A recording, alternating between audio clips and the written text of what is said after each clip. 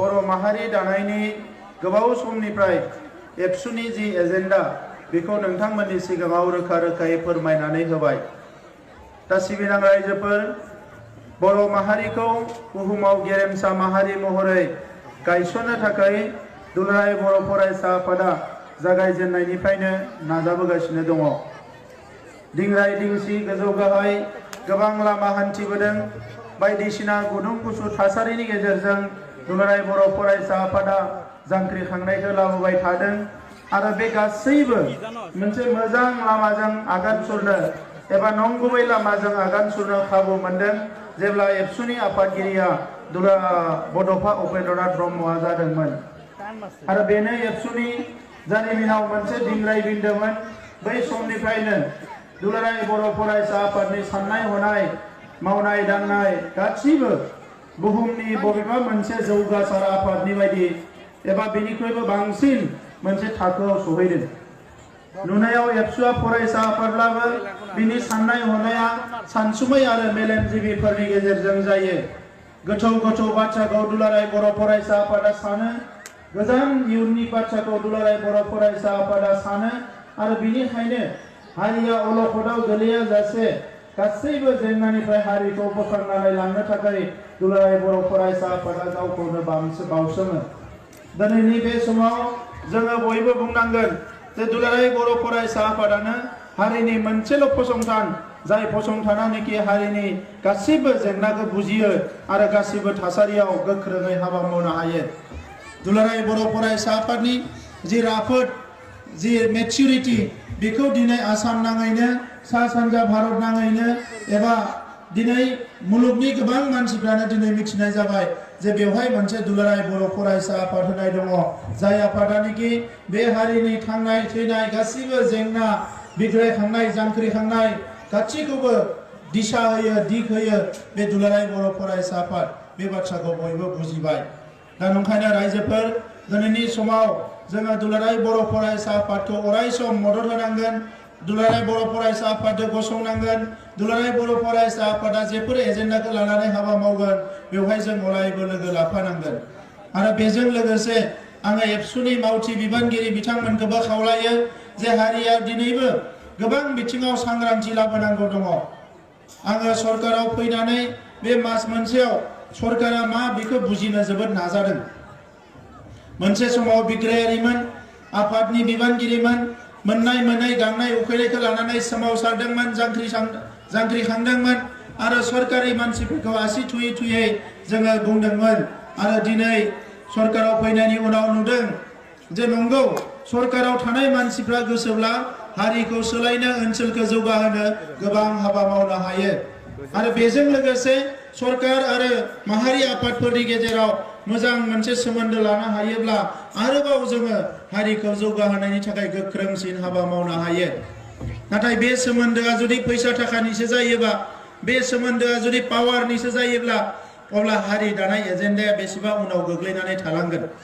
दा बेनिखायनो बर' हारिनि माहारि आफादफोर, सरकार बिनि सोमोन्दोखौ थाखा फैसा नङालासिनो, पावारनि नङालासिनो हारि दानायनि बोरै जानो हायो, बर' माहारिखौ गेरेमसा हारि महरै दाफुंनायनि बोरै जानो हायो बेखौसो दिनै जोङो लामा संनानै बे हाबाफारिखौ मावफुंनानै लानांगोन।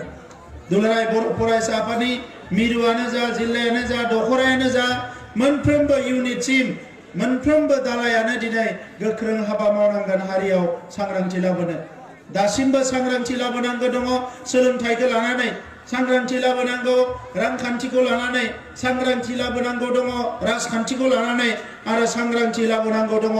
जि मोनसे मुलुगाव मोनसे बादायलायनाय सोलिगासिनो दङ गुबुन गुबुन बिथिङाव, बेवहाय जोंनि हारिनि मानसिफोरनि साननाय हनाया जे सोलायनांगौ जानानै दङ। जोंबो बे बादायलायनायाव बाहागो लानो थाखाय, गोब्राब खामानि मावनो थाखाय जोंबो मेलेमजों मोदोमजों थियारि जानांगौ दङ। बे बाथ्राफोरनि सायाव सांग्रांथि लाबोनांगौ दङ।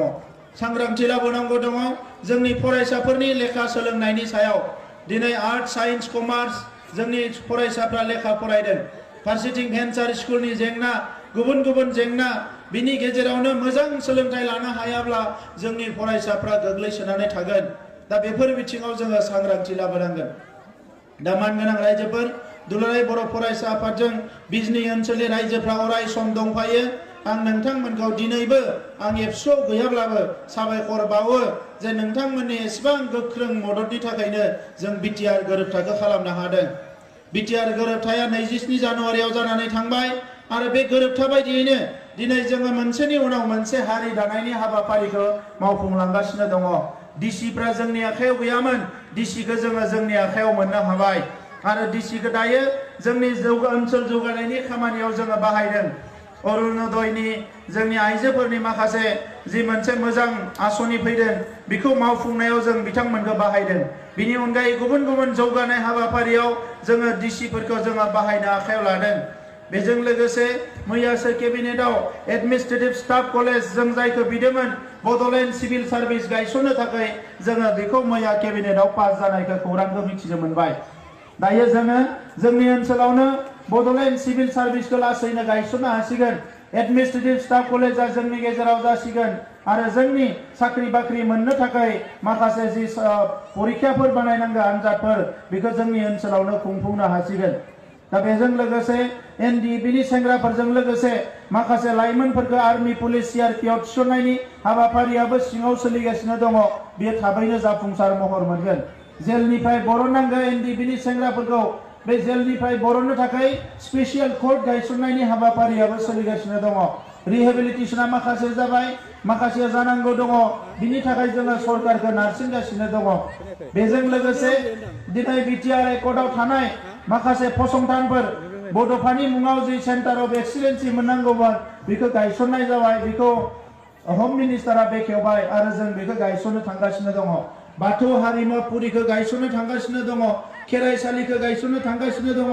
मेडिकेल कलेजखौ गायसननो थांगासिनो दङ आरो दिनै जि पेरामेडिकेल इनस्टिट्यूशननि खोथा दङ बेखौ बिजनी ओनसोलावनो हा सुनो थाखाय अर्डार होनाय जाबाय बे बबेबा ओनसोलाव पेरामेडिकेल इनस्टिट्यूशनखौ गायसननो थाखाय मानगोनां रायजोफोर बेल' नङा बावैसो बुल्लुबारि ओनसोलनिफ्राय आंखौ लोगो हमनानै चिरांनि मडेल कलेजखौ बेवहायनो गायसननांगौ होनदोंमोन नाथाय बेयो खैला मैलायाव गायसनजाबाय बे ओनसोलावबो फसंथान फरायसालि मा गैया होननानै दा बे ओनसोलाव गोदान गोदान फसंथान गायसननांगौ बेखौ जोङो बे खामानिखौ मावफुंगोन आरो बे चिरां जिल्लानि जि मोनसे कोचिं सेन्टार जेराव APSC UPSC बैंक PO निफ्राय लानानै SSC गासै कोचिंखौ लानो हागोन बेबायदि मोनसे सेन्टार बिजनी ओनसोलाव गायसननाय जागोन जोंनि फरायसाफ्रा जाहाथे मेडिकेल इन्जिनियारिंनिफ्राय लानानै जेसेबां माने माखासे केरियारफोर दङ बे केरियाराव थांनो थाखाय कोचिं लानो थाखाय दिल्ली मुम्बाइ थांनांनाय नङा बोसोरनैनि गेजेरावनो बेवहाय मोनसे मोजां गोख्रों कोचिं सेन्टार जागोन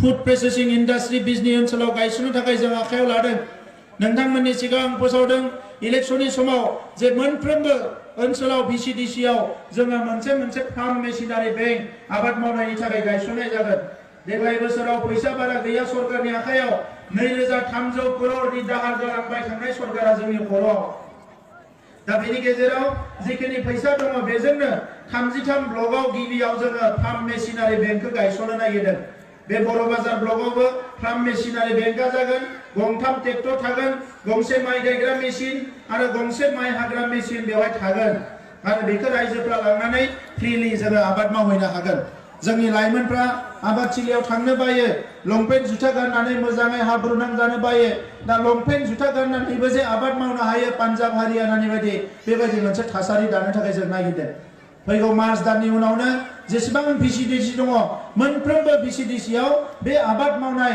जि फार्म मेशिनारि बेंकखौ जोङो गायसननाय जागोन आरो अब्ला गामि गामि जोंनि आबाद मावनाया मेकानाइज जाजोबगोन अब्ला खेबथाम गाहाम जोङो मोजाङै आबाद मावनो हागोन आरो जोंनि रांखान्थिया लासै लासै जौगागोन बिजनी ओनसोलाव फुड प्रोसेसिं इन्डास्ट्रिनि गेजेराव लेमन इन्डास्ट्रि नारें बेवहाय गोबां जायो बे लेमनखौ प्रसेस खालामनानै फाननो हानाय जाहाथे अखा हायोबा दैज्लां बोथोराव बायनो फैयाब्ला ओरैनो सेवगारा बिनि मोनसे प्रसेस इन्डास्ट्रिनि प्रपोजल होनाय जादों बे ओनसोलाव गोबां बेसर जायो बेसरनिफ्राय थाव बरननांगौ आरो बेसरनि थाव बरनखांनानै बिनि जि माने बाकिखिनि जि थायो वेस्ट बेखौ दिनै हासार बानायनो हायो नानि आदार बानायनो हायो ओंखायनो जोङो BTR ओनसोलाव 10टा ना आरो बायदिसिना अमा बोरमाफोरनि आदार बरनग्रा इन्डास्ट्रि गायसननो थाखाय थिक खालामनाय जादों 100टा बाय'फक आजिखालि फिसा फुख्रि जावनानै बेवहायनो नाखौ गिदिर गिदिर फिसिनो हायो। खम समावनो नाया देरो। 100टा बाय'फ्लक गायसननाय जादों। बेजों लोगोसे गोबां लाइमोनफोरनि थाखाय गोदान गोदान जोङो इन्डास्ट्रिखौ बेवहाय लाबोनो नागिरदों। जों सानदों आसा फारिदों बे 5 बोसोराव जेरैखि जाया जोङो रांखान्थियाव जौगानांगोन। बर' राव थुनलाइ हारिमु जौगानायनि थाखाय गुबुन मोनसे हाबाफारि लानाय जादों आरो दिनै सोलोंथाइया जौगानांगोन। बिनि थाखाय बड'लेण्ड सोलोंथाइनि मोनसे गोदान मोनसे मिशन गोदान मोनसे जोङो बिथांखि जों आखायाव लानो नागिरदों। बड'लेण्ड एडुकेशन पलिसि बानायनानै जाहाथे जोंनि साफ्रोमबो फरायसाया मोजां लामायाव थांनो हायो। नैबे फेब्रुवारि दाननिफ्रायनो गासैबो फरायसाफोरखौ सार्भे खालामनाय जागोन। जाय फरायसाया बुंगोन आं फुटबल गेलेगोन, मोजां प्लेयार जागोन, बेखौ फरायनायजों लोगोसे फुटबल गेलेनायाव मदद खालामनाय जागोन।